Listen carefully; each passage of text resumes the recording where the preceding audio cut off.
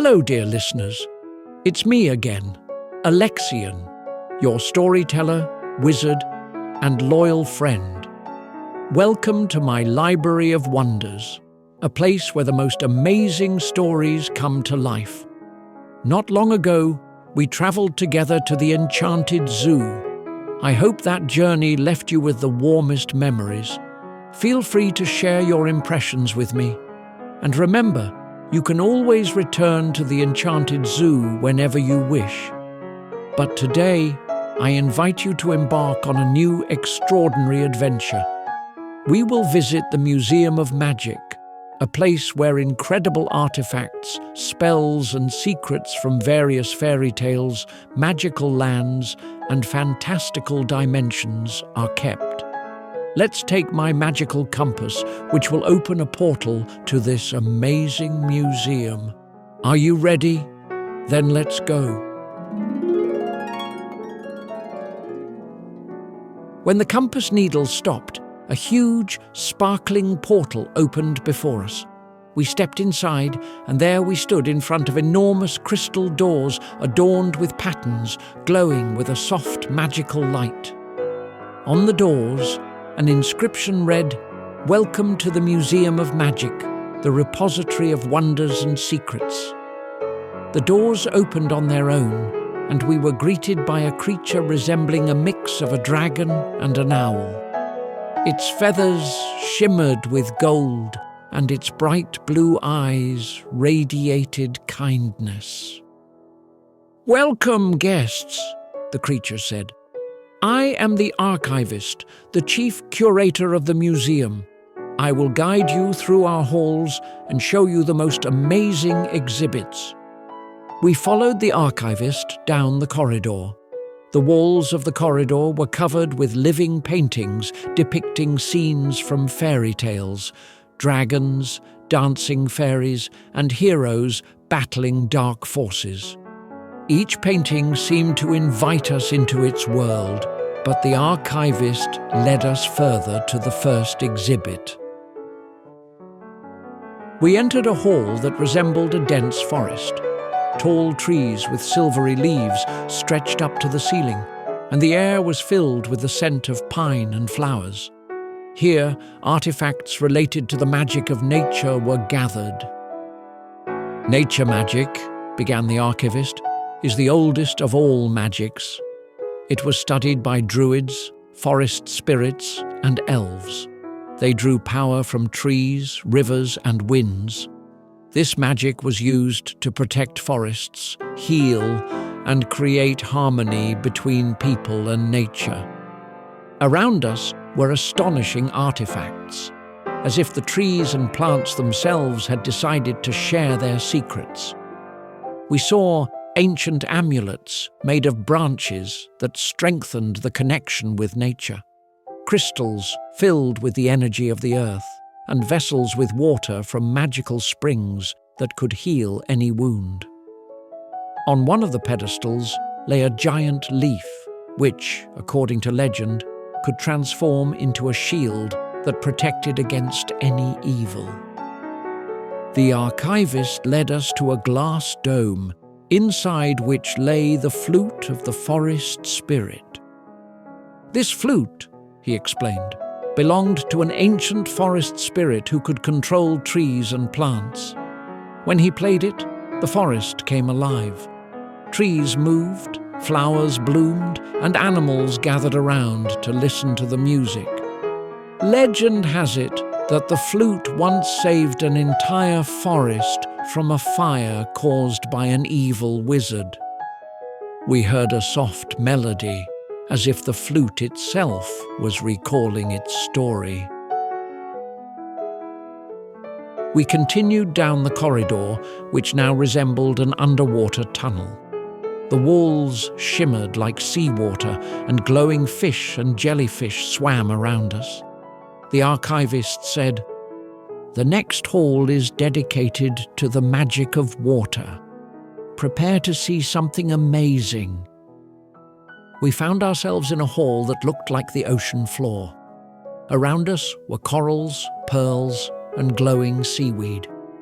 In the center of the hall stood a massive aquarium, inside which the trident of the Sea King glowed.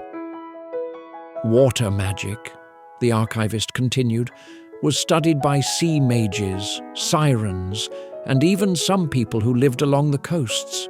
It was used to control ocean currents, summon rain, and protect against storms. This magic is closely tied to emotions, as water reflects feelings like a mirror.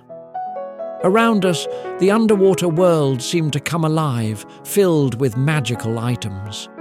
We saw shells that could amplify voices, turning them into hypnotic songs, pearls that granted wishes, and vessels with water that never dried up. We noticed ancient maps marking sunken cities and magical nets capable of catching not fish, but dreams. This trident, the archivist explained, belonged to the legendary Sea King. He could control the oceans, summon storms, or calm the waves. Legend has it that the trident once helped save an entire city from a tsunami.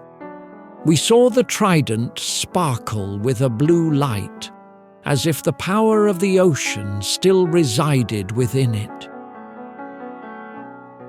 But the next hall awaited us. Now the corridor grew dark, but the walls were studded with stars glowing with a soft golden light. We felt surrounded by the atmosphere of space.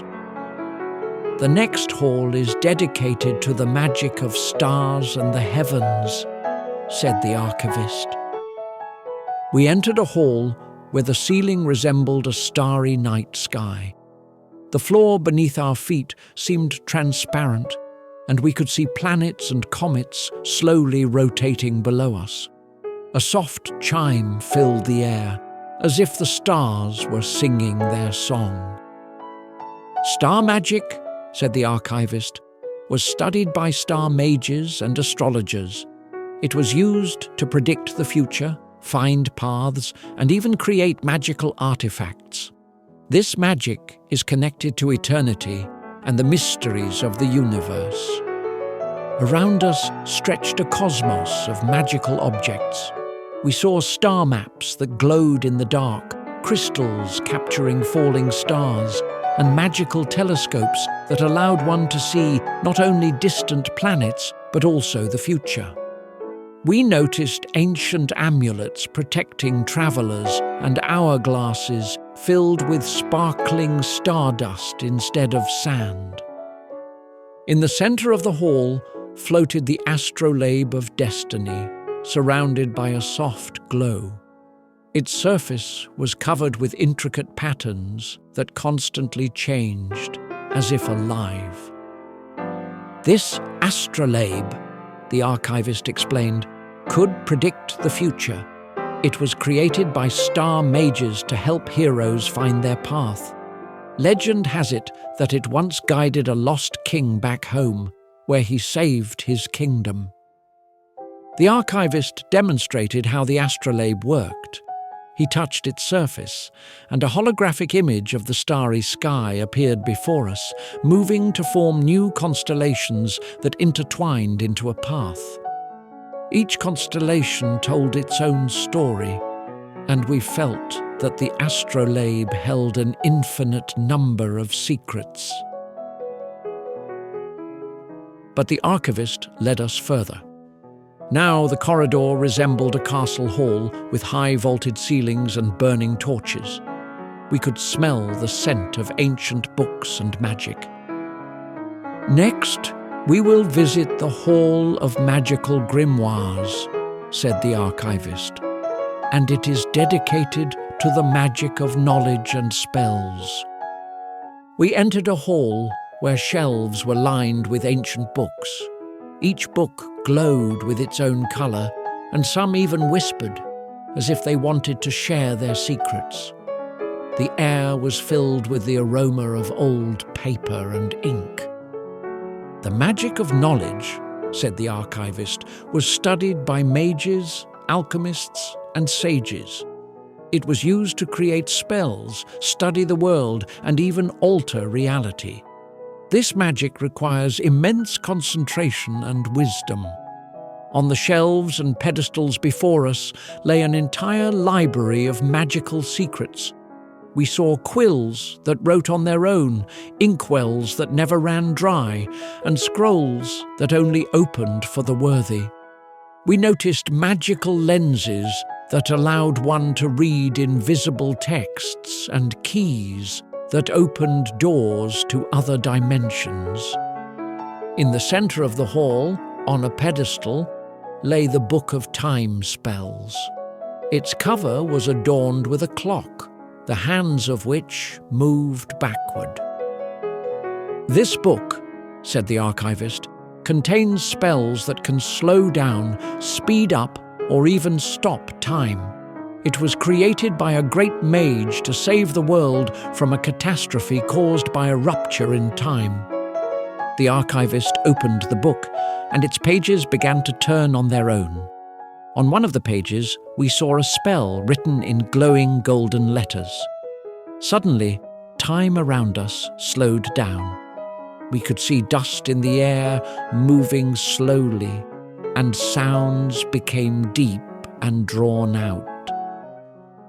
"This is just a small part of its power," said the archivist, and time returned to its normal flow.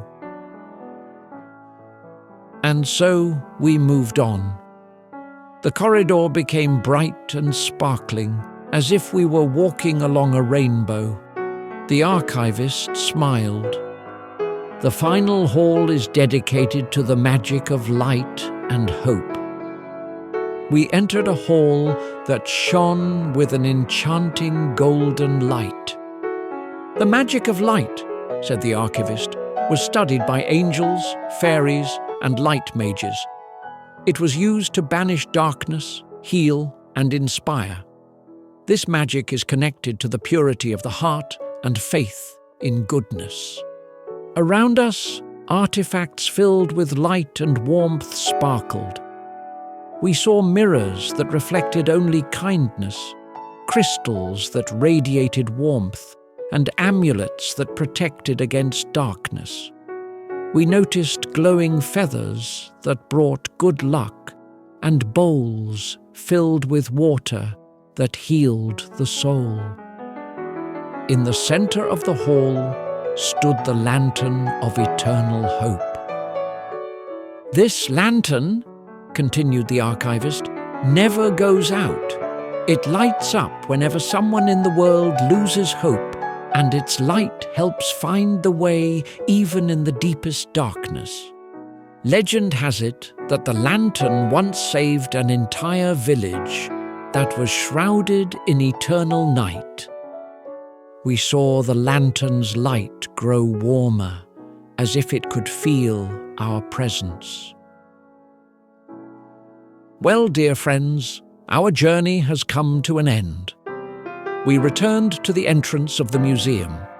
The magical compass began to glow again, showing us the way home. "As a memory of your visit," said the archivist, "I want to give each of you a gift. You can choose one of 3 gifts. The first is a ray of hope in a vial, which will always light your path. The second is a feather of inspiration, which will help you create wonderful things. Or the third is a crystal of memories, which will preserve the most cherished moments of your life. Make your choice, and this gift will always stay with you in your heart." We thanked the archivist for his hospitality and stepped into the portal.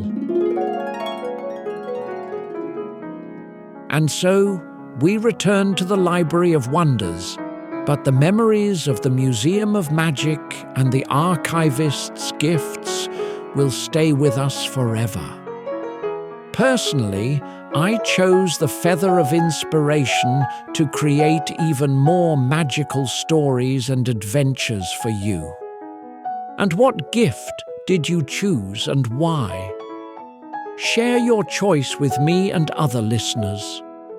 Until next time, dear friends, I will be waiting for you in the Library of Wonders, where new incredible stories and adventures await us. A magical evening to you, dear listeners. Once again, it's me, Alexian, your storyteller, magician, and faithful friend.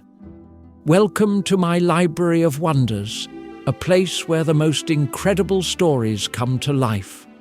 Today, I will tell you one of the most touching and magical tales about friendship, love, and incredible bravery.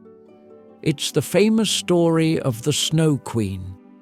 In it, we will meet a girl named Gerda and her friend Kay, who were separated by fate. But the power of their friendship helped them overcome all obstacles. Let's take my magical compass, which will open a portal to this enchanting story. In a small town, there lived a boy named Kay and a girl named Gerda. They were the best of friends. Their houses were connected by a little bridge where they grew beautiful roses in pots. Kay and Gerda spent all their time together, playing, reading fairy tales, and taking care of their flowers.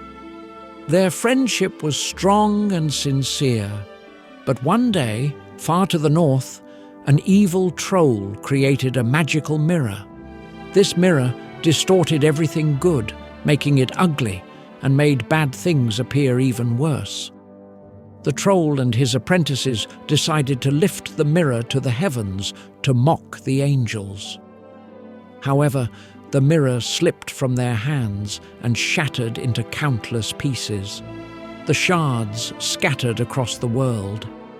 If a shard got into someone's eye, they would see everything in a distorted way, and if it pierced their heart, it would turn to ice. One winter day, Kay and Gerda were playing in the yard. Suddenly, Kay cried out. A shard of the mirror had entered his eye and his heart.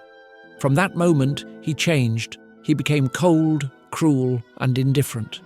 He no longer played with Gerda, mocked her kindness, and even destroyed their beloved roses. Gerda didn't understand what had happened to her friend, but she continued to love him. One day, Kay went sledding. In the square, he saw a large sleigh drawn by snow-white horses. In the sleigh sat a beautiful woman. It was the Snow Queen. She lured Kay into her sleigh, kissed him on the forehead, and he forgot everything. Gerda, his home, his life. The queen took him to her icy palace, where everything was cold and lifeless. There, Kay was tasked with assembling the word eternity from shards of ice, which would make him forget his past forever. When Gerda learned that Kay was missing, she set out to find him without hesitation. Her journey was long and full of challenges. First, she met a kind witch who tried to keep her in her magical garden of eternal summer. But Gerda remembered Kay and escaped. Next, she met a wise crow who led her to a prince and princess. Gerda told them her story, and they, moved by her bravery, gave her warm clothes and a carriage to continue her journey. But in the forest, robbers attacked the carriage. A little robber girl, touched by Gerda's story, decided to help her. She gave Gerda a reindeer who knew the way to the Snow Queen's palace. The reindeer and Gerda travelled north. Along the way, they met a kind Lapland woman who told them that Kay was under the Snow Queen's spell and that only the power of love could save him. Finally, Gerda reached the icy palace. She saw Kay sitting and arranging shards of ice. His face was pale and his eyes were empty. Gerda ran to him and embraced him. Her warm tears melted the ice in Kay's heart. At that moment, Kay remembered everything and cried with joy. With his tears, the shard of the mirror fell from his eye. Seeing the power of Gerda's love and kindness, the Snow Queen retreated. The icy palace began to melt, and Kay and Gerda returned home. They became best friends once again, cared for their roses, and rejoiced in life. Their story showed that true friendship and love can overcome any obstacle. Well, dear friends, it's time to activate our magical compass and return to the Library of Wonders. I hope this tale has warmed your hearts. And now, dear listeners, I have a few questions for you. Why do you think Gerda was able to save Kay? What helped her overcome all the challenges along the way? And do you have someone in your life for whom you would do anything, just as Gerda did for Kay? If you enjoyed this story, share it with your friends and loved ones. Next time, we'll have another magical tale waiting for us. I'll be eagerly awaiting you in our Library of Wonders, where the most amazing stories come to life.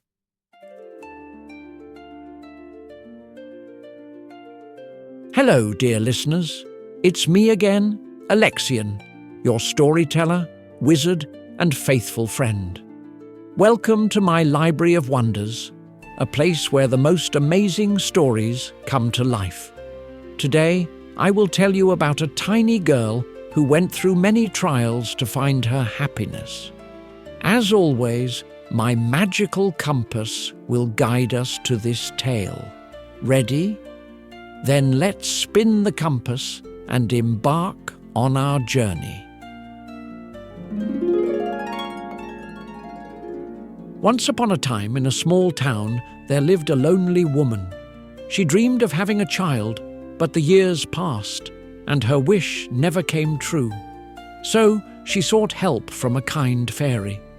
The fairy gave her a magical seed and said, "Plant it in a pot, and your wish will come true." The woman planted the seed, and soon a beautiful flower, resembling a tulip, grew from it. When the petals opened, inside the flower was a tiny girl, no taller than an inch. The woman named her Thumbelina and loved her as her own daughter. Thumbelina lived happily. At night, she slept in a bed made from a walnut shell, and during the day, she played on the table among the flowers. But one night, a large toad climbed through the window. Seeing Thumbelina, the toad decided she would make a perfect wife for her son. The toad grabbed the girl, carried her away, and placed her on a lily pad in the middle of a river. When Thumbelina woke up and saw where she was, she became very frightened and cried bitterly. Her cries were heard by the fish living in the river. They felt sorry for the girl, gnawed through the stem of the lily pad, and the leaf, along with Thumbelina, floated down the river. Soon, the leaf drifted to the shore, and Thumbelina found herself in a forest. In the forest, she met a May beetle. He picked her up with his legs and carried her to a tree, deciding she would be his companion. But the other beetles began to laugh at the girl because she didn't look like the mustached beetles. So the beetle set her down from the tree and left her alone. Thumbelina had to find shelter and food on her own. Summer passed. Autumn came, and then winter. Thumbelina was very cold and hungry. But one day, she met a kind field mouse. The mouse took her in and cared for her. In return, Thumbelina helped the mouse with household chores and sang her songs. One day, the mouse said, "My neighbour, a wealthy mole, will visit us. He's looking for a wife, and I'm sure he'll like you." The mole was enchanted by Thumbelina. He proposed to her and invited her to live with him underground. But Thumbelina didn't want to be the mole's wife or live underground. She loved the sun, flowers, and fresh air. However, the mouse insisted, and the girl didn't know how to refuse. One day, while walking through the underground tunnels, Thumbelina found an injured swallow. She felt sorry for the bird and spent the entire winter warming and feeding it. The swallow told her that it had frozen during the winter and fallen into the burrow. When spring came, the swallow regained its strength and offered to take the girl with it, but Thumbelina refused, afraid of upsetting the mouse. Summer arrived, and the mole decided it was time for the wedding. Thumbelina felt very unhappy. On the last day before the wedding, she went out to say goodbye to the sun. Suddenly, she heard a familiar song. It was the same swallow. "I'm flying away to distant lands," said the bird. "Take me with you," pleaded Thumbelina. "With pleasure," agreed the swallow. Thumbelina climbed onto the swallow's back, and they flew far, far away to a land where it was always summer. There were beautiful flowers everywhere, and the swallow placed her on one of them. Suddenly, tiny elves flew in from all directions. Among them was a handsome elf king. He was so enchanted by Thumbelina that he immediately proposed to her, and of course, Thumbelina agreed. The king was kind and caring. He gave her beautiful wings so she could fly with him. From then on, Thumbelina lived happily among the flowers and elves, surrounded by warmth and love. When the swallow returned home, it told this story to Hans Christian Andersen, and he wrote it down. Since then, children all over the world have read this tale and felt for little Thumbelina. That's the story, my friends. Let's spin the magical compass and return to the Library of Wonders. As always, I have a question for you. What would you have done in Thumbelina's place? Well, it's time to say goodbye. Until next time, dear friends, in my Library of Wonders, where new incredible stories and adventures await us.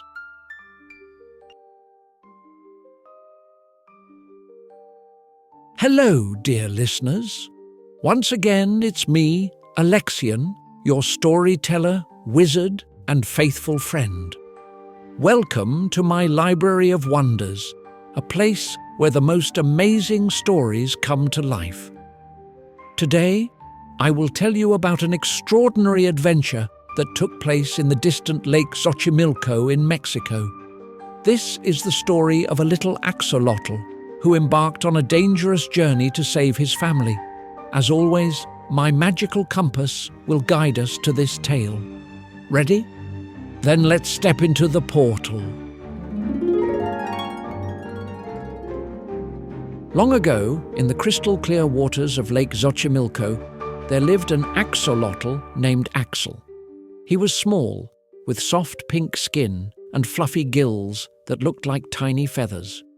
Axel always dreamed of adventures, like the legends told by the elders of the lake. But life in the lake was peaceful and calm. One day, Axel was playing as usual among the water lilies, hiding in the thick underwater plants. His family, his mother, father, and older sister Luna, were swimming nearby, searching for something tasty for lunch. Everything was calm, and Lake Xochimilco seemed to be dozing under the gentle rays of the sun. But suddenly, the water around him began to vibrate strangely. Axel felt a cold shiver run through his gills. He peeked out from his hiding spot and saw thick, dark water rising from the bottom of the lake, something that had never happened before. This water moved as if it were alive, wrapping itself around everything. Axel saw his family trying to swim away, but the darkness surrounded them, and they vanished as if they had dissolved.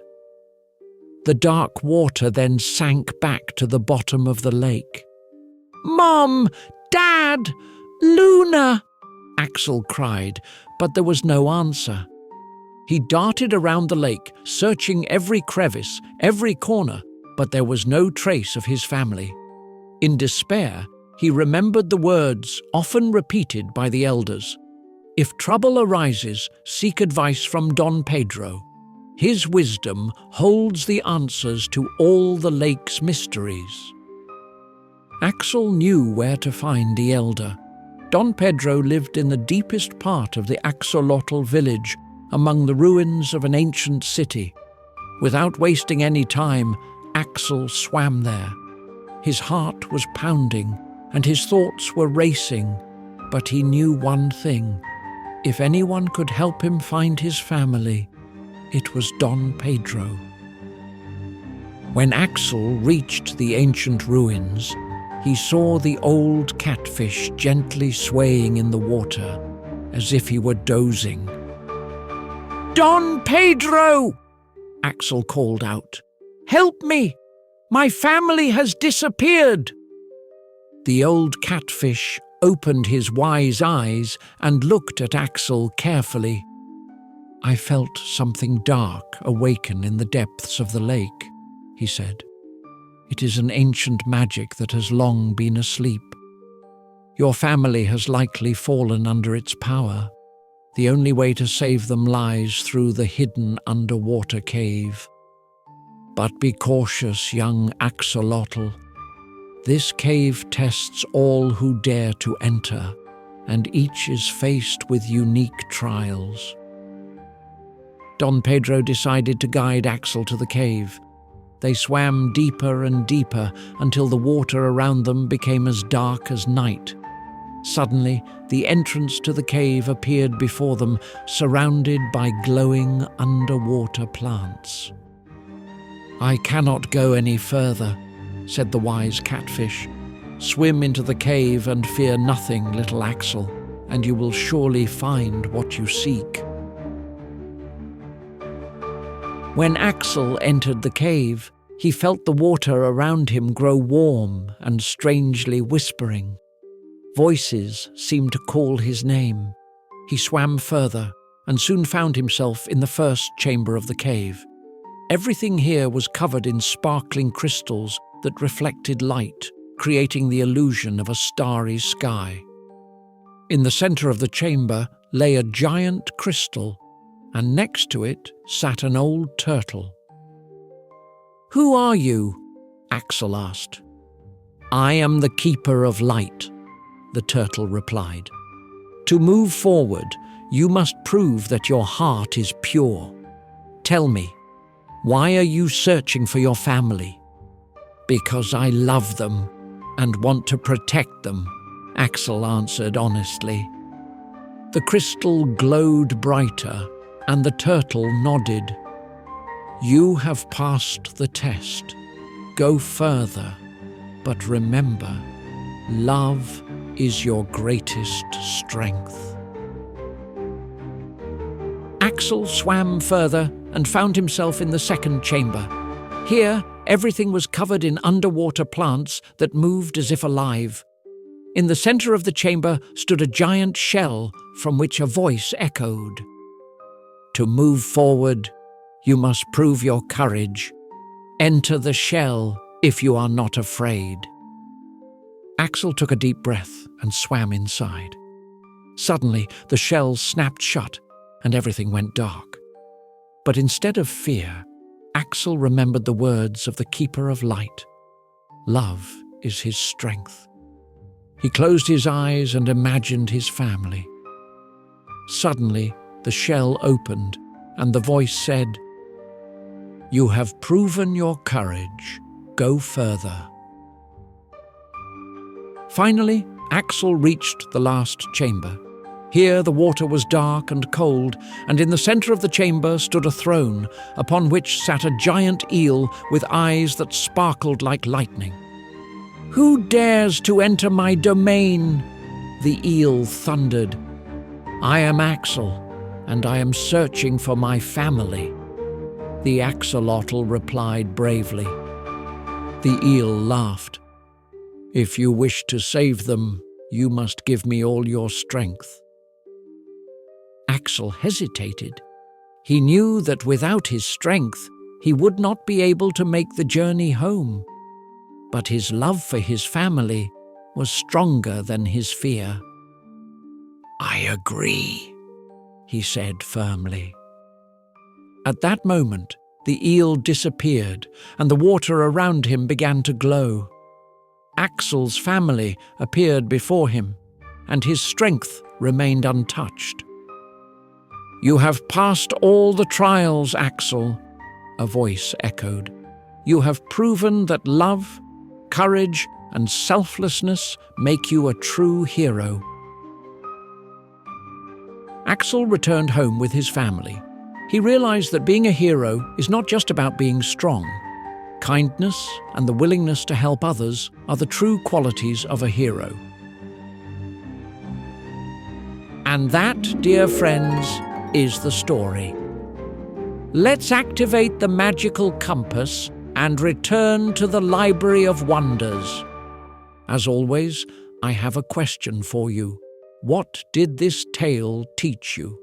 Share your thoughts, and until next time in my Library of Wonders, where new, incredible stories and adventures await us.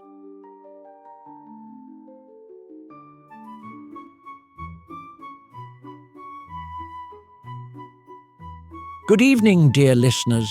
It's me again, your friend Alexian. Welcome to the Library of Wonders, a place where the most amazing stories come to life. Today, I am so happy because I'm going to visit my favorite friend, the superhero pug, Bagel. And of course, I'm inviting you to join me. Let's take my magical compass, which will open the path to this incredible story, and set off on a new, magical adventure together. Spring had arrived in Fluffville, and everyone was eagerly awaiting the flower festival. It was the most beloved celebration of the year. The streets were decorated with flowers, contests were being prepared in the park, and on the main square, a giant magical flower, the symbol of happiness and joy, was supposed to bloom. But this year, disaster struck. On the day of the festival, the townsfolk were shocked to see that all the flowers in the city had withered. Even the most beautiful flower beds had turned into dry, lifeless patches. The magical flower on the square didn't bloom either. The town was overcome with sadness. Bagel, our brave superhero pug, immediately realized that something was wrong. He noticed that the air in the town felt strange, as if something was missing. His keen nose caught a faint, barely noticeable scent leading out of the town toward an old, abandoned garden. Bagel called his friends, Snowball the kitten and Chirp the sparrow, and set off to investigate. When they reached the garden, they saw that it was overgrown with thorny bushes, and in the center stood a strange fountain. Instead of water, a thick black liquid was flowing from it. The air around it was heavy and unpleasant. "This is where the trouble is coming from," said Bagel.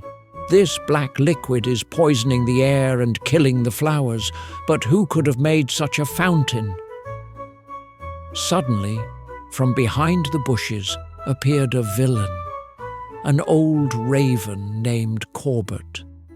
He was known for his jealousy of the joy and laughter of Fluffville's residents. "I'm tired of your fun and laughter," croaked Corbett. "Now your town will be as gloomy as I am." Bagel knew he had to act quickly. He jumped 3 times, did a somersault to activate his powers, and turned on his super speed. Bagel began running around the fountain, creating a powerful whirlwind. The whirlwind lifted the black liquid into the air, and it started to disappear under the sunlight.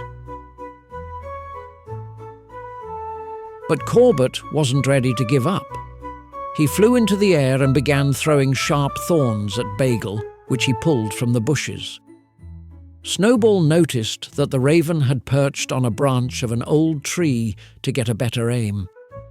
The kitten skillfully climbed the tree and began shaking the branch where Corbett was sitting. "Hey! What are you doing, you fluffy troublemaker?" croaked the raven, trying to hold on. "This is my branch!" "Now it's my swing," Snowball replied cheerfully and shook the branch even harder. Corbett desperately clung to it, flapping his wings, but eventually he couldn't hold on and flew off. That's when Chirp stepped in. He flew up to Corbett and began circling around him like a small but very persistent mosquito. "Hey, stop flying around me! I'm getting dizzy!" croaked Corbett angrily, trying to swat the sparrow away. Corbett, frustrated, tried to chase Chirp, but the sparrow was too quick. The raven started spinning, flapping his wings and croaking so loudly that he confused himself. "Oh no! I think I've spun myself dizzy," he muttered, losing balance and crashing into a tall, thorny bush. Meanwhile, Bagel continued creating the whirlwind around the fountain. He ran so fast that his paws barely touched the ground. "The speed of light? No, the speed of Bagel!" he shouted joyfully, making another lap. Corbett saw his plan falling apart and tried to do something, but Snowball intervened again. Sitting on the branch, the kitten loudly meowed, "Hey, Corbett, you forgot your hat!" Corbett, distracted by the shout, nearly crashed into a tree. "What hat?" he shouted, but it was too late. The whirlwind destroyed the fountain and the black liquid disappeared. When it was all over, Corbett, ruffled and angry, croaked, "You'll regret this. I'll be back." And flapping his wings, he flew away, leaving behind a few feathers. Snowball, proud of himself, jumped down from the tree and said, "Well, who's the smartest here? Of course it's me." Chirp landed nearby and added, "And who's the fastest?" "That's me." Bagel, smiling, looked at his friends and said, "And who's the fluffiest?" "That's all of us together." Bagel and his friends returned to Fluffville as true heroes. The flower festival took place, and it became the brightest and happiest in the town's history. The residents thanked Bagel, Snowball, and Chirp for their courage and cleverness. Once again, our superhero pug proved that good always triumphs over evil. Well, my friends, it's time to start the magical compass and return to the Library of Wonders. We'll meet Bagel again, because wherever Bagel is, there are adventures, fun, and miracles. But if you don't want to say goodbye to Bagel just yet, you can always listen to his past adventures. Until next time, dear listeners, and may the joy of spring always be with you.